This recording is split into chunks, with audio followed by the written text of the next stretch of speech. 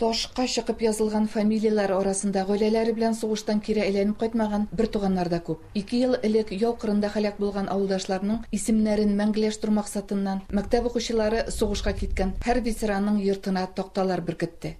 Бабай,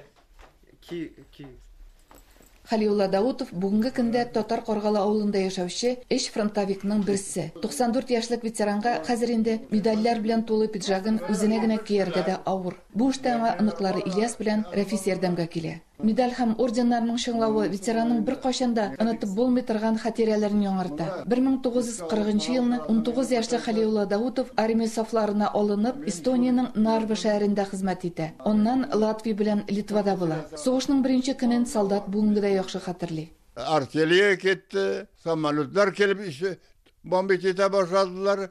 Сугыш кызды. Тәүге көндә инде бу. 4 суткадан соң таңда танкы бардан имеш. Бездә танкы да юк, самолет та юк ул вакытта. Сугыш башлануга бер ай дигәндә Халиулла Даутов бер аяксыз кала. 15-20 ел элек җиңү көнендә ветераннарның бергә төшкән фото сурәтләре. Халиулла абый аларны яхшы хәтерли. Кем беләндер ул сугышта булган, икенчеләре белән сугыштан соң бергә колхозда эшләгән. Әтине бер вакытта да калдырмыйбыз.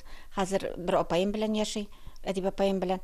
Без постоянно килеп торабыз. Ветеранның оныгы Ильяс хәзер инде теш табибы күп еллар элек бабайының сугышта булуы турында инша язып, бәйгедә җиңү яулый. Бабай миңа күп әйбер сөйләде инде сугыш турында. Халиулла Даутов җиңү көнен балалары, 9 оныгы һәм 11 онык-чыгы белән бергә каршы алырга җыена. Оренбург өлкәсеннән Фирүзә Абсалямова, Ильяс Хаялин, Яңа Гасыр каналы.